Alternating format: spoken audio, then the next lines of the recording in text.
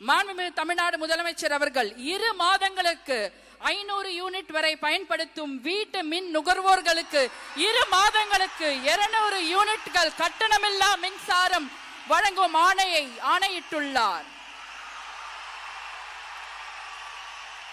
மாண்புமிகு தமிழ்நாடு முதலமைச்சர் அவர்கள் பெண்களின் பாதுகாப்பினை மேம்படுத்தும் பொருட்டு தடுப்பு மற்றும் பாதுகாப்பு யுத்திகளை முதன்மை மற்றும் ஒற்றை இலக்கை கொண்டு செயல்பட சிங்கப்பெண் சிறப்பு அதிரடி படையை உருவாக்குவதற்கு ஆணையிட்டுள்ளார்.